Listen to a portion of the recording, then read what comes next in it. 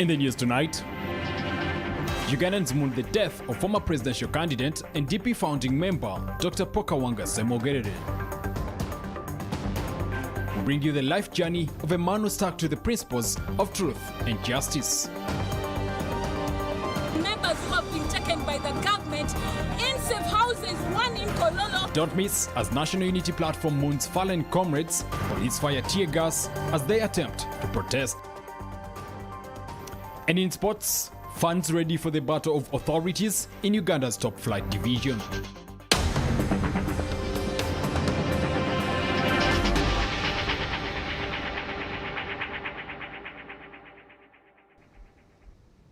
Good evening, thank you for joining us. I am Kalachi Brian with Isaac Richards on Sign Language. Let's get you up to date with all the stories that made news, both from the local and international scene. We start on a sad note. Ugandans have today woken up to sad news of the passing of former presidential candidate and Democratic Party president and seasoned politician, Dr. Kawanga Paul Ssemogerere. Several dignitaries today turned up at the home of Ssemogerere to commensurate with the family of one of the men who have shaped Uganda's politics. It was a somber mood for many after hearing the sad news of the demise of former presidential candidate, Democratic Party president and seasoned politician, Dr. Paul Kawanga Ssemogerere. Dr. Ssemogerere, a former cabinet minister, passed away early this morning at the age of 90. Following the news of his passing, hundreds of mourners turned up at his home in Lubaga to pay their respects. Speaking on behalf of government at his home, the State Minister for Higher Education, John Chrysostom Muyingo, revealed that government will be taking over the burial arrangements.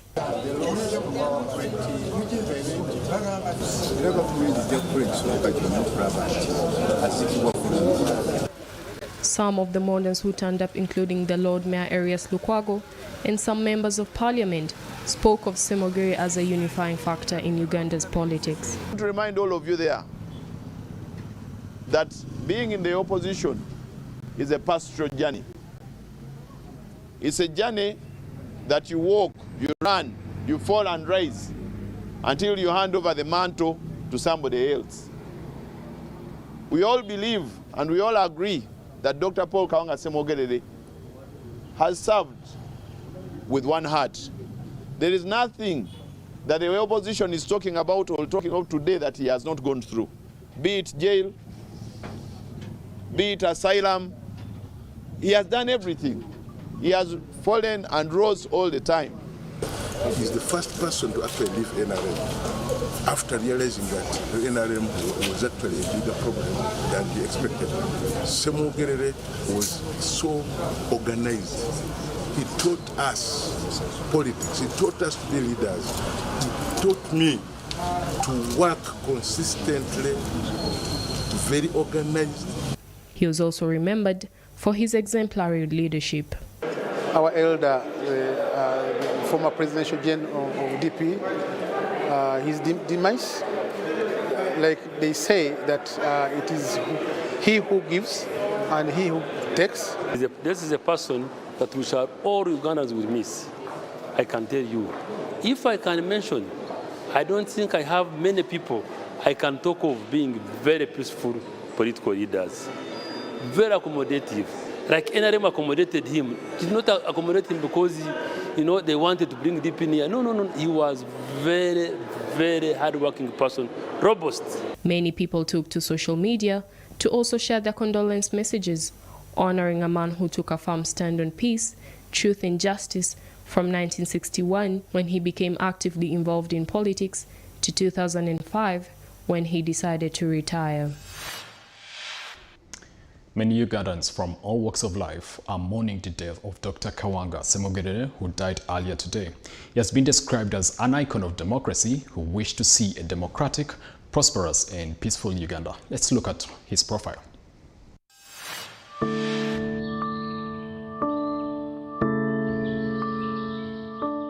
Paul Kawanga Ssemogerere was born on the 11th February 1932 in Masaka district. However, his parents Joseph and Anne Maria Kapera had migrated from Sese Island, present-day Kalangala district. He went to Chisubi Primary School, St. Henry's College Chitovu for O-level, and then joined St. Mary's College Chisubi for his A-level education. He joined Makerere University, where he was awarded a diploma in education and later enrolled for a politics and government program at Allegheny College in Meadville, Pennsylvania, USA. In 1979, he obtained a Doctor of Philosophy degree in Public Administration from Syracuse University in Syracuse, New York. In 1961 to 62, Semogere was elected as a member of the Ugandan Legislative Council and afterwards of the National Assembly of Uganda as the Member of Parliament for North Mengo constituency.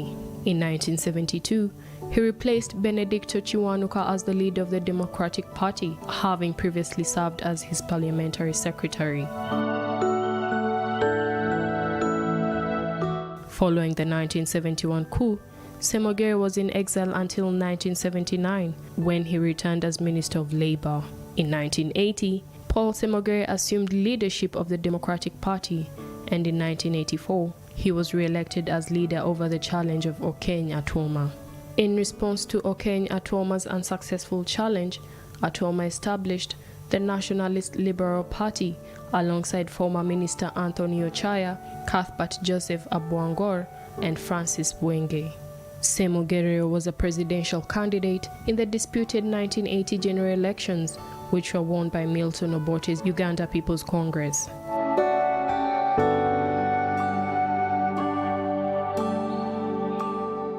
Semogere then became the leader of the parliamentary opposition from 1981 to 1985.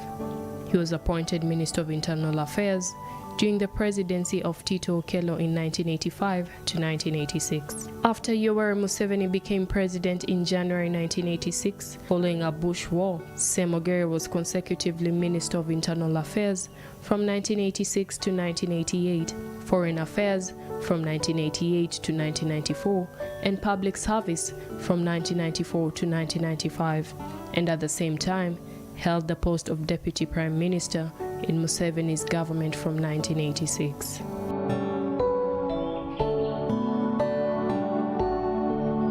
He resigned from his government posts in June 1995 because he was the presidential candidate for the mainstream opposition, but he lost the 1996 presidential elections to Museveni. Semogere had also been a delegate to the Organization for African Unity and was chairman of the OAU Council of Ministers from 1993 to 1994.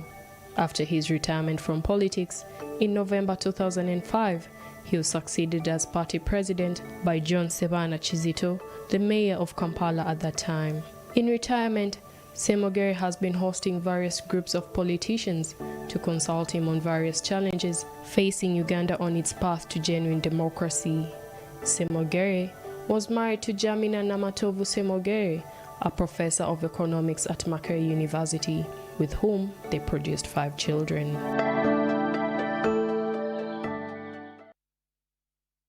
May his soul rest in eternal peace. Moving on, government has sought the authorization of Parliament to borrow $608 million from the International Development Association of the World Bank to finance the electricity access scale-up project. Once approved, the loan will help 1.2 million potential customers that qualify for pole and no pole service to get connected to the main electricity grid.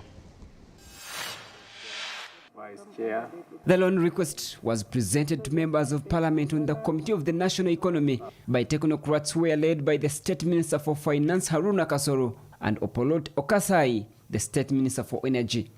Details of the loan request show that the project will facilitate a rapid scale-up of electricity connections through expansion and intensification of national grid and mini-grid networks to connect residential, commercial and industrial facilities.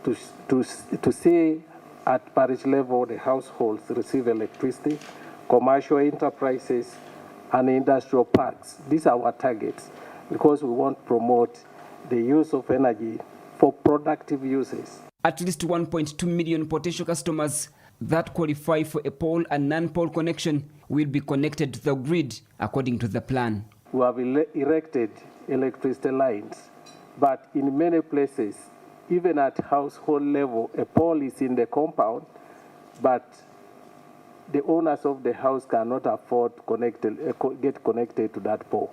This project is actually going to enable us implement the free connection policy. That's why the minister was talking of a target of 1,070,000 households are going to be connected. The project will increase the percentage of people whose premises are connected to the national grid from the current 24% to 44% by 2027. But MPs are concerned there is a need to review the performance of the previous loans advanced to the Ministry of Energy. The loan that we gave, and they said they were going to supply power in the whole country. By that time, there were around 3 loans which were running. And they convinced us that the others were going to move as this was going to move. And there was goodwill in the House. The goodwill we used to accept and pass the loan, we got very, very much disappointed. That you could not see a single MP saying, I saw them in my area. Look at Nablatuk district. Nablatuk district, most of the institutions never benefited from the loan because the schools were not connected to power, and also some of administrative units were not connected, and the health centers. They also want the ministry to explain the expenditure of the money that was extended to the ministry to have people have free electricity connections, because at the moment, people who want to be connected are asked to pay between Uganda shillings 700,000 and 1 million shillings. People are paying for the poles, and yet the government has gotten money to make sure that people are freely connected to the grid. But they delay you up to when you cough money. So these are things we are talking about. Let us be realistic. People are tired. How many households did they connect under that arrangement? And what happened to the rest of the money? That's what we're saying, but why do they need more money? Yet they have not accomplished the others. They have left the work incomplete. But the ministers explained that there was shortage of funds, and also there was a lot of effect on COVID that affected the performance of the loan. So Uganda Telecom Limited has today handed over its assets to the shareholders of Uganda Telecommunications Corporation Limited in a bid to revive the telecom service provider. UTCL, a newly formed government-owned telecom, will now take over the administration of Uganda Telecom Limited, which has for long been making losses. The handover of Uganda Telecom Limited assets took place this morning at their headquarters in Kampala at an event which was presided over by the State Minister for Investment and Privatization, Evelyn Anite, and officials from the newly formed government-owned telecom, Uganda Telecommunications Corporation Limited, UTCL.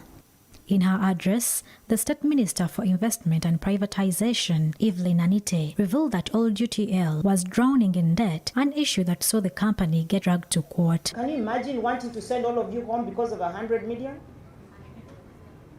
So we had to file against that, and the court granted us.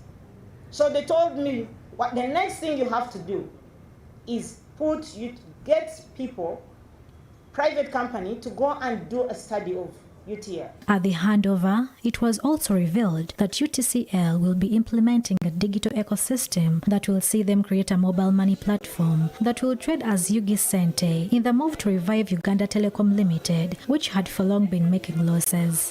Implementing a digital ecosystem that will give our customers a bespoke service that brings never experienced before convenience. We'll be launching our UD Center. This new company called Uganda Telecom Corporation, we are not going to be holding the machines and the phone booths. No. The PS of ICT is here, should tell you that things are going to turn around. According to the State Minister for ICT, Joyce Sebugwao, UTCL is fully owned by the government of Uganda. This is indeed a big deal for the government and people of Uganda. With this transaction, Ugandans now have a stake in one of the notable growth sectors in the country.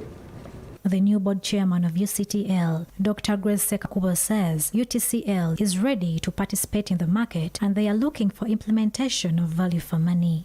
We shall work on various initiatives, namely investing in the latest technologies,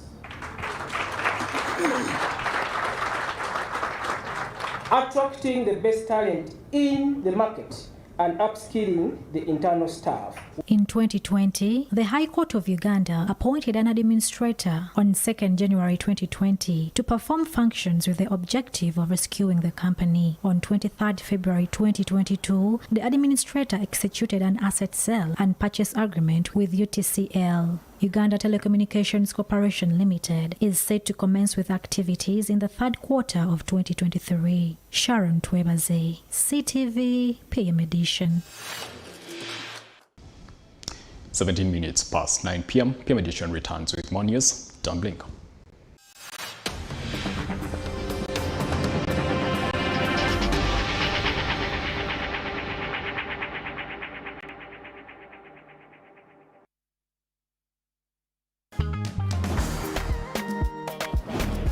I'm Biaranga Bobos, Mayor Player of the Year, and Uganda Cranes midfielder and Vipers Sports Club. I started in the village where I come from. I come from Tsolo. I'm a Mfumbida. I started from Tsolo Young Simba. I played for Young Simba and Halambe Soccer Academy. He will go for a shot! Thunderbolt from the best player, Bobosi Ruhanga. They see me on TV, they feel happy to play for the national team. Just out of football, I like chilling with my friends, even like watching basketball, because me, I love basketball, and I'm a fan of City Oilers in Uganda. Nirvana packaged drinking water is a product of Crown Beverages Limited, makers of Pepsi products. That's life. That's Nirvana. Hits it in the air. Will that be set?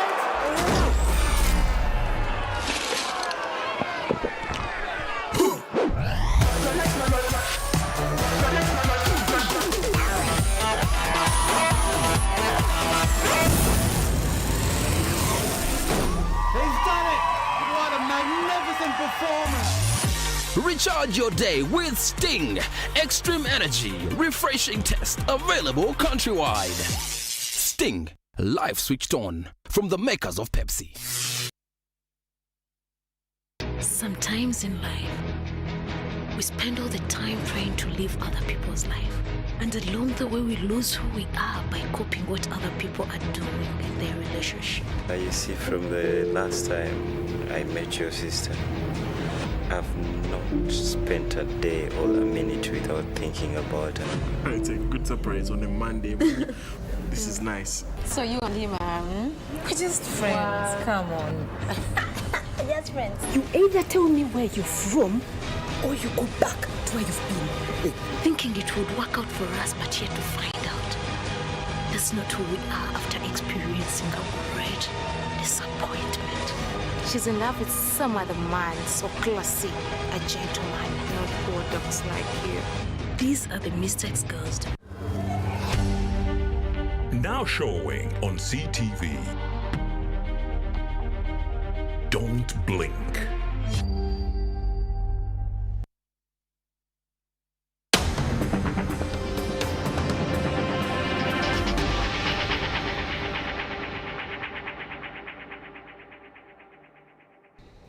Welcome back. Thank you for keeping it CTV.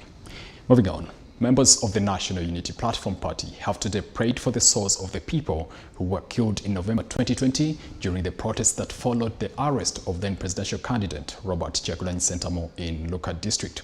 Today, police also fired tear gas to disperse no-party members who were taken to the streets to protest.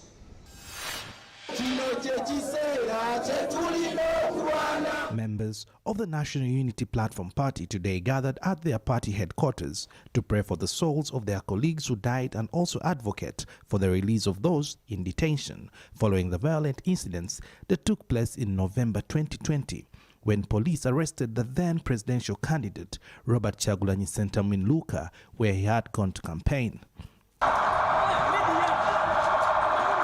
The members of the National Unity Platform Party were led by Mityana Municipality MP and party youth leader Francis Zake, who spoke out against the incidents that took place on that fateful day that has since been marked as Black Friday.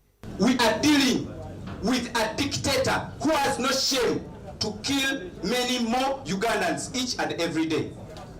You know, we just announced this day that we are going to celebrate the lives of those great people that were killed by Mr. Museveni. And in the morning of the day, today, we had the police spokesperson coming up to announce that for us, we are planning to cause chaos in the city. So that's how Museveni and his men and his soldiers are scared of us.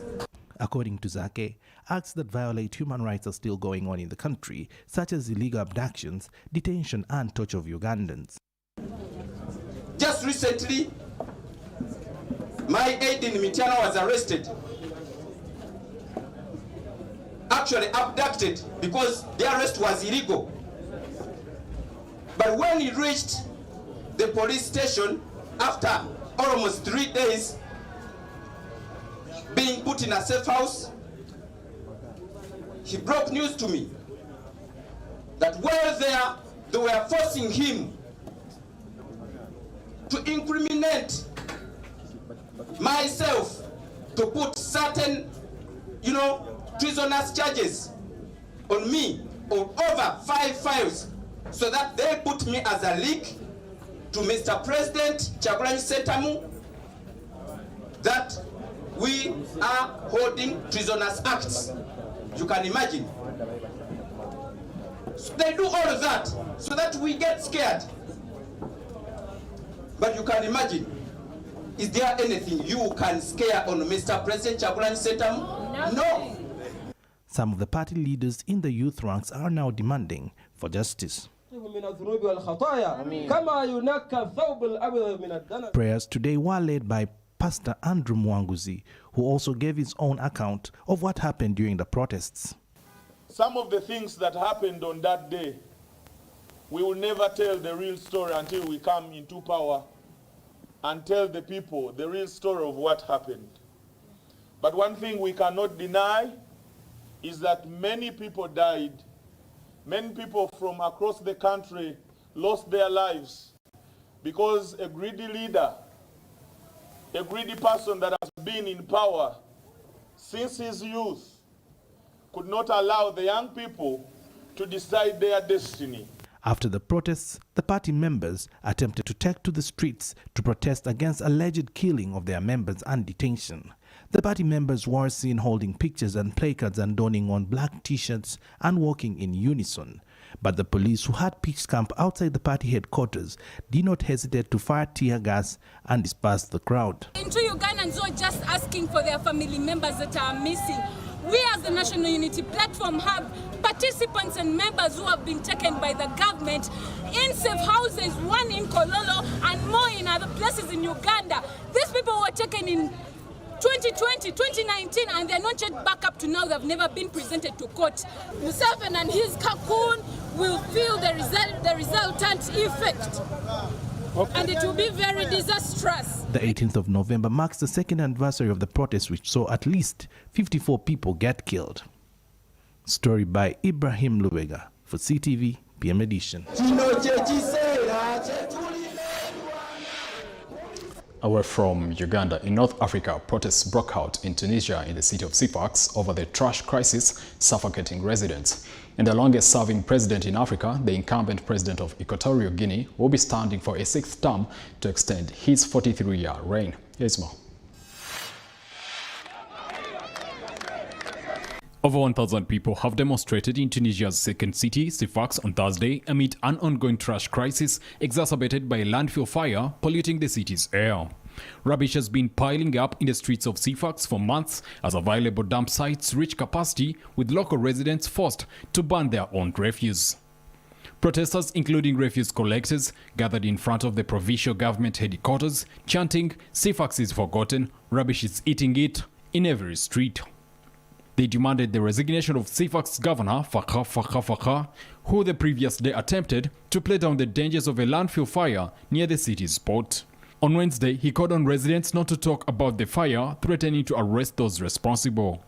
Social media users had posted images of thick smoke covering the port area, prompting Fakhi to call for Facebook to be shut down in CFAX and said that people had false information that is harming the country's economy. In November 2021, a general strike paralyzed the city as authorities reopened a controversial toxic landfill site in nearby Aghareb. A 35-year-old man died of tear gas suffocation during the protest.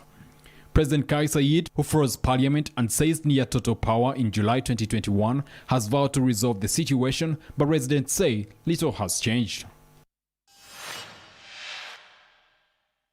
The president of Equatorial Guinea, Theodore Obiang Nguema Basong, who has been in power for 43 years, is seeking a sixth term on Sunday with the assurance of being re-elected to lead one of the world's most closed and authoritarian regimes. The election coincides with the legislative, senatorial and municipal elections, which his Democratic Party of Equatorial Guinea is expected to win by a wide margin as usual. At 80, Obiang holds the world record for longevity in power for a head of state still alive. He was re-elected in 2016 with 93.7% of the vote for a 7-year term.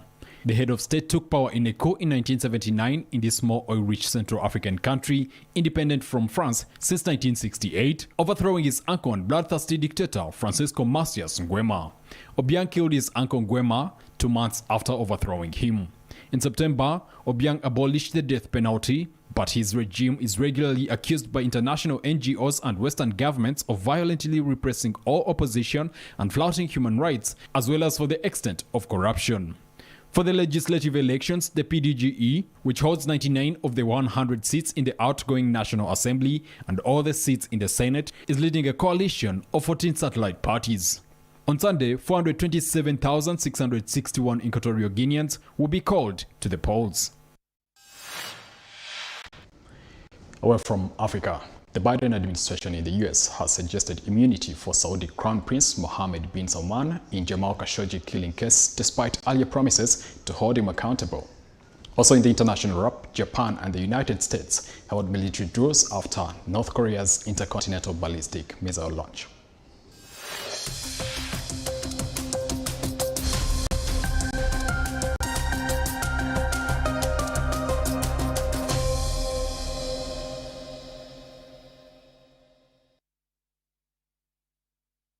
In a major turnaround, the Biden administration has told a U.S. court that Saudi Arabia's Crown Prince Mohammed bin Salman should be granted sovereign immunity in a civil case brought against him by the fiancé of journalist Jamal Khashoggi. The U.S. government made these observations in an affidavit submitted to the Washington Federal Court in the case pertaining of the killing of Khashoggi. Jamal's wife, Hatis Zengiz, and the rights group he founded, Democracy for Arab World Now, have sued the Crown Prince, his top aides and others for their alleged roles in Khashoggi's killing. Saudi Arabia says that the prince had no direct role in the 2018 killing of the journalist. The filings of the Department of Justice revealed on Thursday night stated the administration's decision to try to protect the Saudi Crown Prince from US courts in Khashoggi's killing is purely a legal determination. The Department of Justice said in its filing, the United States government has expressed grave concerns regarding Jamal Khashoggi's horrific killing and has raised these concerns publicly and with the most senior levels of the Saudi government.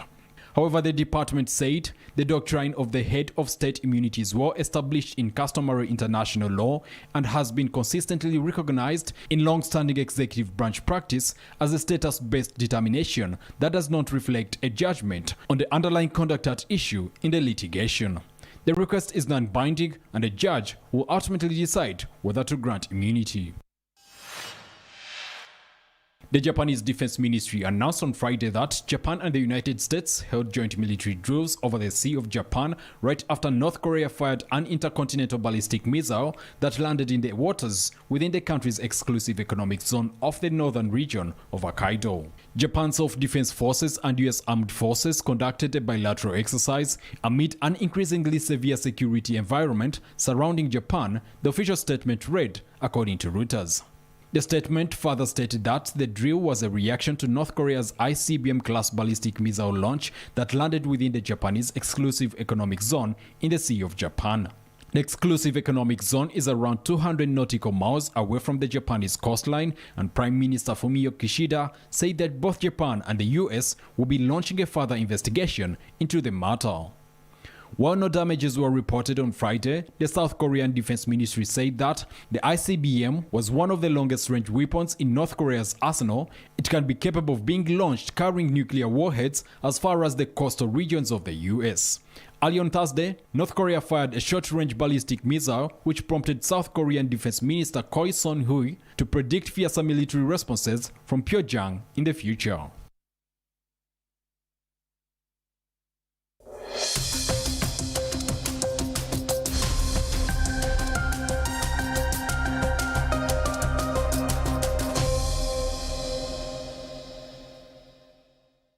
Up next, after the break, is sports news. Keep it CTV.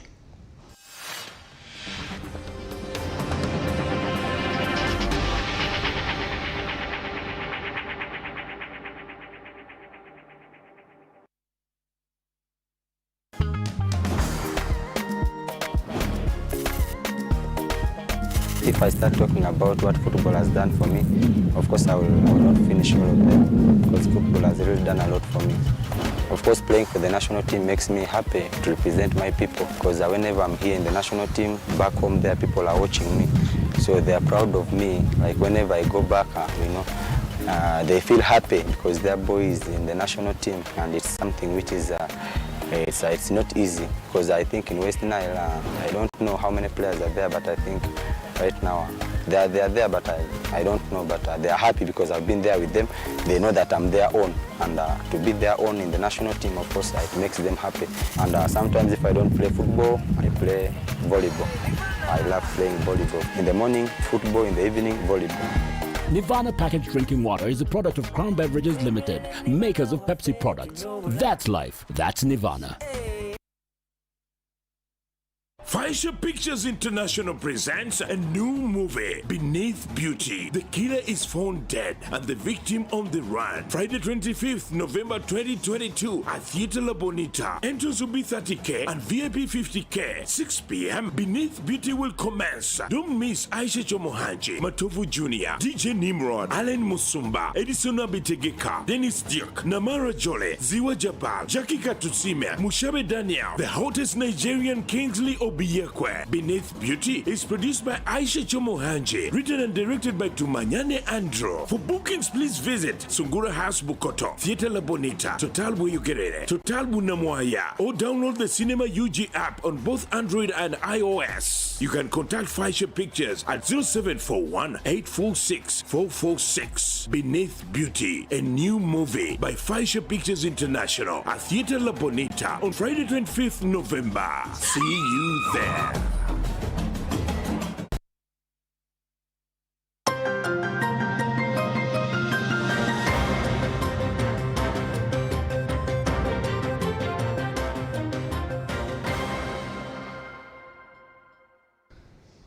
Welcome back. In our sports news, KCCA hosts tax collectors URA tomorrow at the Philip Omondi Stadium in the Star Times Uganda Premier League encounter. KCCA will be looking for a second successive win, while URA are looking for a third win in 4 games against KCCA in the competition. Kasasiro Boys head coach Molebi Ekwanso and URA tactician Sam Timbe give their verdicts ahead of the game.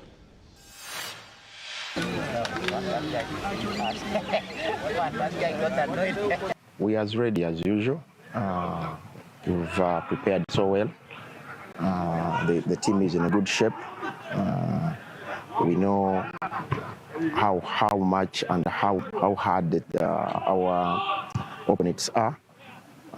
They are one of the contenders in this league. We need to come out. We need to come all out to see that we play well, we entertain, and we come out as victors in tomorrow's game. It won't be easy because when you compare head-to-head situations with URA, they have won 11 times against us. We've won 7. and I think the number is balancing in the draws. So we need to be very, very, very good in both transitions. We need to be very good in attacking. We need to be very, very good in defending, because they have senior players, they have good coaches. So, but when we stick on our principles and what we want, I think we shall win the game. We have to work as a team, because KCC is a team that dominates the play. So we have trained on that, how we shall mark them, how we shall manage that game, those game. I know we shall be far out from home, but that doesn't scare us.